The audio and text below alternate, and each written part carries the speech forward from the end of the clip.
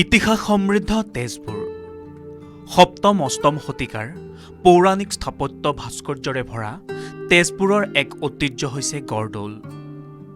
তেজপুৰ চহৰৰ ওচৰত অৱস্থিত এই পুৰাতাত্ত্বিক স্থান এই গড়দৌলত আছিল প্ৰায় ৭টা ডাঙৰ দৌল বা মন্দিৰৰ ভগ্নাৱশেষ, যাৰ মাজত আছিল এক উচ্চ দৌল আৰু চাৰিওফালে গড়। এই ভগ্নাৱশেষ সূৰ্য মন্দিৰৰ ভগ্নাৱশেষ বুলি ঠাৱৰ কৰা হয়। দুটা ভগ্নস্তৱ, দুটা পৌৰাণিক মন্দিৰৰ ভগ্নাৱশেষৰ লগতে গড়দৌলত আছে এক বৃহৎ এলেকা আগুৰি থকা ইটাৰ সুবেষ্টিত এটা গড়। মন্দিৰৰ ধ্বংসাৱশেষ থকা সংৰক্ষিত এলেকাটোৰ কাষতে 7টা পুখুৰী আছে বুলিও বহু লোকে ক'ব খোজে। এই পুখুৰীবোৰ কোনে কেতিয়া খন্দাইছিল তাৰ সঠিক প্ৰমাণ পোৱা নাযায় যদিও বান ৰজাৰ কন্যা উষাই স্নান কৰিবলৈ এই পুখুৰী খন্দোৱা হৈছিল বুলিও বহুজনে ক'ব খোজে। বহুত পুৰণা সেইবিলাক খ্ৰীষ্টপূৰ্বৰ। তাৰ যিবিলাক ইটা পোৱা গৈছে সেইবিলাক ইটাৰ লগত আমাৰ ইয়াৰ ইটাৰ কিন্তু সাদৃশ্য আছে। গতিকে এইবিলাক বৌদ্ধ যুগৰ হ'ব পাৰে বা সম্ৰাট অশোককালীনো হ'ব পাৰে, কিন্তু আমি একো নজনাকৈ চিধাই শালস্তম্ভ বংশৰ বুলি কৈ থওঁ এইকাৰণে যে তেজপুৰখনত শালস্তম্ভ বংশীয় ৰজাৰ 2খনমান তাম্ৰপত্ৰ পোৱা গৈছে আৰু 2-এটা শিলালিপি পোৱা গৈছে। গতিকে আমি চিধাই কিবা ওলালে কৈ দিওঁ শালস্তম্ভ, কিন্তু সেইটো নহয়। আমি আচলতে কম্পেয়াৰ কৰি চালে দেখিম এয়া বহু খ্ৰীষ্টপূৰ্বৰো হ'ব পাৰে। সপ্তম অষ্টম শতিকাত নিৰ্মিত গড়দৌল চাবলৈ প্ৰতি বছৰে দেশী বিদেশী অগণন পৰ্যটকৰ আগমন ঘটে।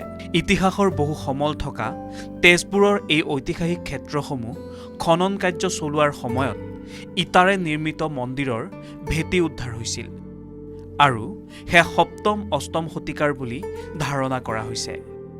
উল্লেখ্য যে ইয়াত থকা এটা মন্দিৰৰ ধ্বংসাৱশেষত ইটাৰে নিৰ্মিত কেইবাটাও খুঁটাৰ অংশও পোৱা গৈছে। পৌৰাণিক প্ৰত্নতাত্ত্বিক সমলেৰে ভৰি থকা তেজপুৰৰ আন এক ইতিহাস প্ৰসিদ্ধ ক্ষেত্ৰ গড়দৌলৰ ধ্বংসাৱশেষ উপযুক্তভাৱে সংৰক্ষণৰ প্ৰয়োজন আছে।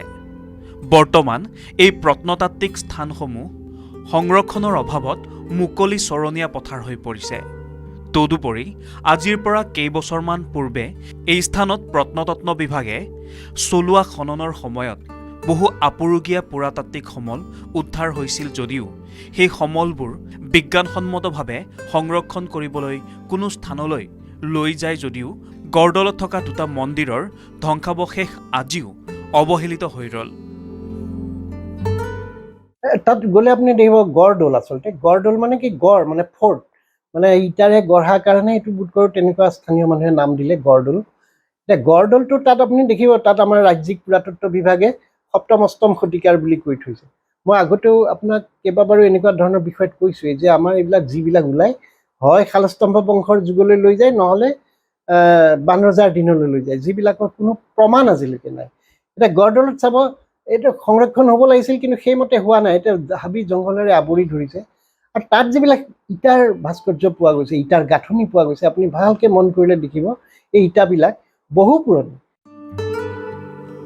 গড়দৌলৰ ভিতৰৰ অংশৰ গুৰুত্বপূৰ্ণ স্থানসমূহৰ উপৰি মন্দিৰৰ ধ্বংসাৱশেষ সংৰক্ষণ কৰাত চৰকাৰ তথা শোণিতপুৰ জিলা প্ৰশাসনৰ গুৰুত্ব দিয়াৰ প্ৰয়োজন আছে।